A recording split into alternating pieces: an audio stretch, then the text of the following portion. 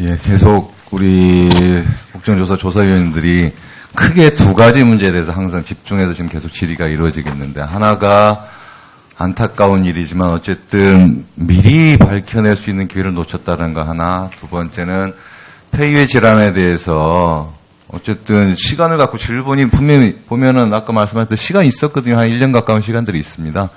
있는데 당시 그 제한적인 실험 조건하에서 제대로 된 실험이 이루어지지 못했다고 이미 그 당시 실험에 참여했던 사람도 말씀하셨고, 이런 일이 계속 벌어지고 있습니다. 그런데 그 이후에 질본이 나서서 할 수 있었음에도 불구하고 적성을 안 보인 데 대해서도 사실은 우려들을 지금 계속 표명하고 있는데, 그와 관련해서도 저도 몇 가지만 여쭤볼게요. 제가 이거 우리 예비조사 기간 중에 그 당시 질본 갔었을 때 분명히 말씀드렸어요. 이렇게 원인 미상의 문제, 뭐 아까 뭐 특발성 이렇게 얘기를 하시는데, 어쨌든 원인 미상의 질환이 발생하니까 그것이 개별적인 것이 아니고 전국적인 상황이 벌어졌을 때, 그리고 질본에서 한 번쯤 감염성 여부를 검토했는데 이게 아니다라고 판단냈을 때 그 이후 절차는 어떻습니까? 물어봤더니 특별한 답변이 없어서, 그럼 제 매뉴얼이 있습니까? 라고 했더니 있다고 하셨어, 그 자리에서는. 그래서 좀 주세요 했더니 예, 드리겠습니다 하고 지금까지 안 왔어요. 그리고 또 확인해서 제가 여기 오기 전에도 저희 담당 보좌관 통해서 있냐고 물어봤더니 결국은 답변을 한마디 왔습니다. 없습니다. 지금은 있어요? 그 감염병에 대한 제가 얘기했던 감염병, 제가 분명히 말씀드립니다. 네. 그 당시도 원인 미상, 진짜 아까 누구는 어느 조사위원께서 코끼리 진짜 뭐 만지듯이 이런 상황일 수 있어요. 저도 그걸 이해 못하는 바는 아닌데 그런 상황이 벌어졌는데, 근데 그게 비슷한 증상이 한두 군 샘플이 아니고 전국적 상황이에요. 그 상황에서 그러면 질본에서는 그 이후를 어떻게 이 문제를 밝혀낼지에 대한 매뉴얼이 있습니까? 라고 여쭤보는 이유가 방금 제 바로 전에 질의하셨던 존경하는 전 의원님께서 말씀하셨듯이 이게 담당 부서 어디 가냐에 따라서 결과가 달라지는 상황이 안 벌어지려면 매뉴얼이라는 것이 그래서 존재하는 거 아니겠어요. 그래서 있냐고 전 그때 분명히 예비조사 때도 여쭤봤어요. 근데 있다고 하셔서 다행이라고 생각했는데 결론적으로 없다고 답변이 와서 제가 너무 걱정돼서 말씀드린 겁니다. 그래서 진짜 없었는지 아니면 있었는데 사문화됐던 건지 아니면 진짜 없는 건지 지금은 있는 건지, 그래서 그것부터 좀 답변을 달라는 겁니다. 금년 초부터 이것이 연구 용역이 들어가서 아마 결과가 아직까지 안 나오고 있는 것으로 그렇게 확인을 했습니다. 아, 그래요? 네. 하여튼 너무나 안타까운 일이고요. 좀 늦었습니다. 예, 금년 1월부터 사실은 그게 발동이 되는 것이었는데요. 예, 매뉴얼이 없다는 것은 좀 아쉽습니다. 다만 그 매뉴얼을 간단하게 만들기는 좀 쉽지 않습니다. 예, 어쨌든 일단은 당시 저희한테 있다고 했었는데 없다는 바람에 제가 너무 당황했었다는 말씀 좀 드리고, 두 번째는 어쨌든 뭐 2008년도까지 해가지고 2008년도 보면 논문도 이래요. 특발성 아까 말씀하신 간지성 폐는 전국 실태 조사 보고까지 해가지고 논문이 나와요. 그러니까 전국적 상황이었다는 거예요. 함에도 불구하고 질본에서는 아무런 대책을 안 세웁니다. 그 당시에도 논문이 나와 있는 상태인데 2009년도에 논문이 나왔어요. 이미 전국 실태 보고 조사가. 함에도 불구하고 아무런 답변도 안 하고 누구도 여기에 대해서 책임지지 않고, 다만 질본에 계신 분이 이 논문에 같이 참여도 하고 다 하셨어요. 근데 관련해서 방금 말씀드린 매뉴얼이 없어서 안 한 건지 질본 예산이 없어서 하는지 안 합니다. 죄송하지만. 그리고 그와 관련해서 2009년도 10월 달에 국정감사에서 야당원이 똑같이 질의해요. 이게 문제 있지 않냐고. 그랬더니 질본은 예산을 세워서 알아보겠습니다라고 답변하셨어요. 예산 세워서 그 이후에 조사하셨습니까? 그 위에 그와 관련해서 질본에서 분명히 답변을 그렇게 하셨어요. 예산을 세워서 이러한 다수 발생한 폐손상, 원인 미상 폐손 환자에 대해서 알아보겠습니다라고 얘기하셨는데 이거 하셨어요? 아마 그것이 결핵 및 호흡기학계 통해 가지고 전국 조사를 했던 그 일환의 조사였던 것으로 그렇게 기억합니다. 시행은 했던 걸로 알고 있습니다. 실태 조사 보고서는 그 전에 나왔고, 그 실태 조사는 소아청소년과에서 한 거고요. 그러니까 그 이후에 성인용으로 나왔습니다. 했는데 그 위해서 2009년 10월에 그런 등등이 있으니까 국정감사에서 야당원이 물어봐요. 자꾸 이런 벌어나는데 질본에서 이거 조사해야 되는 거 아닙니까 했더니 예산을 세워서 하겠습니다 했는데 하셨냐고 여쭤보는 거예요. 예, 했습니다. 그것이 제 의원실에 답변을 예산을 세운 흔적이 없습니다.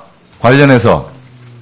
맞습니까? 제가 확인해 보겠습니다. 그 부분은. 제가 질본에 분명히 물어봤더니 예산 세웠습니까? 자료 찾겠습니까? 해서 지금까지 답변이 없었고, 저희들이 찾아봤더니 예산 흔적이 없어요. 질본에 이와 관련한 예산을 그 이후에 세웠던 흔적이 있습니까? 혹시 저희가 미비할 수 있으니까.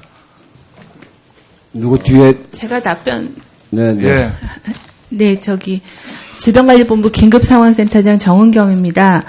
아마 그 2009년도에 국정감사에서 전현희 위원님께서 지적하신 그 내용을 질의하시는 것 예, 같습니다. 맞습니다. 예. 근데 그 당시에 전현희 위원님께서 질문하신 거는 그 지금 말하는 급성 폐질환을 질문하신 거는 아니었고요.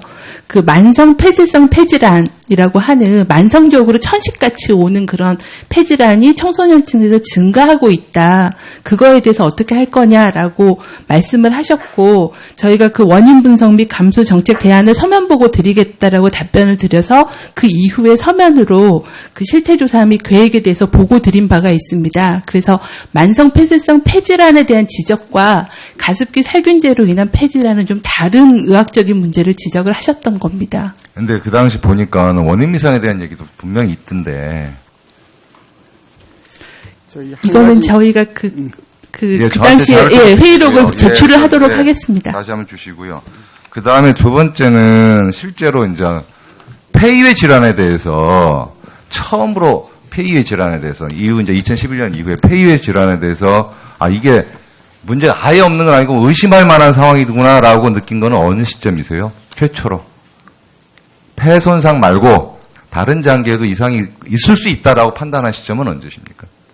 저희 내부적으로는 저는 개인적으로 의심을 하지 못했습니다. 왜냐하면 아까 한 말씀 덜 드렸습니다만은 동물 실험, 흡입 독성 실험 때도 장기별로 추출해서 검사를 했는데 거기서도 뚜렷한 이상 소견이 없었습니다. 그러다 보니까 과연 그 피해자들 중에서 간에 독성이 갔을까, 콩팥에 독성이 갔을까 이런 것을 의심할 만한 단서가 없었기 때문에 사실은 제대로 된 조사를 하지 않고서는 지금 폐회 질환이 꼭 있다라고 말씀드릴 수 있는 근거는 없다, 증거가 없다, 부족하다 그렇게 말씀드릴 수 있습니다.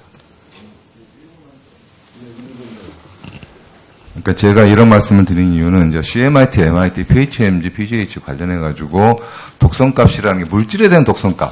제가 분명 아까 지난 우리 본부장님 말씀하셨듯이 제품을 가지고 했을 때는 어떤지 모르겠는데 물질에 대한 독성값이라는 것은 이미 나와 있고 환경부에서 축적된 바도 있고 지금 더 알아보고 있고 이런 상황이지 않습니까? 다시 말한다면 독성이 있다는 것은 확인됐는데 이게 실제적으로 제품으로서 어떻게 이 인체한테 확인이 될 것인가의 문제에 대해서는 모를 수 있어요. 근데 이미 경구 독성이든 흡입 독성이든 생태 독성이든 여러 가지 독성적인 자료들이 나와 있습니다. CMIT, MIT는 아까 전에 존경하는 이만희 의원님께서 말씀하셨듯이 이미 그러한 독성이라는 것이 아주 오래 전부터 이 물질은 독성이 있습니다라고 이게 다 밝혀져 있는 상황이에요. 그래서 무독성 값이라는 것까지 나와 있는 상황이고, 근데 그것이 인체에 사용했을 경우 어떻게 될 것인가의 문제에 대해서는 아무런 근거가 없습니다. 왜? EPA라는 자체가 농업령입니다. 인체에 사용하게 되어 있는 값이 아니에요. 그 자체. 애초에 EPA라는 자체가. 그런 상황에서 저는 그런 게 독성값이 있으면 반드시 인체에 어떤 양이 될 것인가를 사실은 그 당시 질병 롯데 상황으로부터 조사를 시작했어야 되는데 이제는 하게 된 이유가 뭐예요? 이렇게 생각하십시오. 저희가 독성물질은 우리가 사용하는 상당히 많은 부분에 독성물질이 다 들어가 있습니다. 다만 농도가 문제인 것입니다.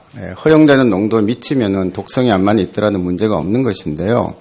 동물 실험은 지금 아마 할 것입니다. 여러모로 하겠지만 그것은 결국 사람에 대한 위해를 보는 것이기 때문에 쥐한테 암만 독성이 있어도 사람한테 없는 약이 있습니다. 거꾸로 쥐에는 없어도 사람한테 있을 수가 있습니다. 우리는 대단히 불행하게도 사람을 통한 간접적인 실험을 이미 했습니다. 수많은 환자들이 죽어가면서 남기고 간 자료가 있습니다. 그 자료에는 폐회 독성에 대한 자료가 지금은 없다는 것입니다. 물론 아산병원 환자들 다시 다 리뷰를 해봐야 되겠지만 제가 그냥 그분들하고 의학적으로 토론한 바로는 별로 없다, 뚜렷한 게 없었다라는 것이 간접적인 인체 실험이 됐다고 저는 생각을 하기 때문에 그것이 지금 와서 꼭 동물 실험을 대대적으로 해야 되겠느냐, 그럼 원숭이로 해야 되겠느냐, 이런 얘기가 나오는 것입니다. 백신은 쥐 가지고 하지 않고 원숭이로 하는 것이거든요. 사람하고 제일 가까운. 근데 원숭이로 할 수 있는 그런 역량은 우리가 가지고 있지 않습니다.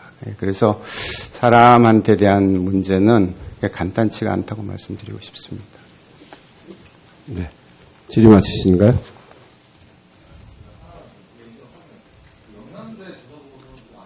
예, 예.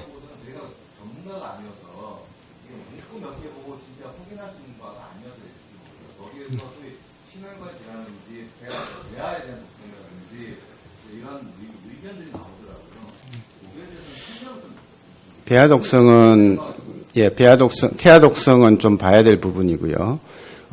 영남대 실험은 고기입니다. 물고기. 제브라피시라는 얼룩 물고기입니다. 물고기하고 사람하고 얼마를 거쳐야지 같아지겠습니까? 물고기 넣어놓고 거기다 독성물질 넣으면 물고기 죽습니다. 근데 그거 가지고는 우리가 간접적으로 아주 기초적인 조사를 하는 것이지, 하나의 자료는 될 수 있을지언정 그것을 바로 사람한테 연결시키기에는 상당히 좀 무리가 있다. 그렇게 보고 있습니다. 네, 마무리하시죠.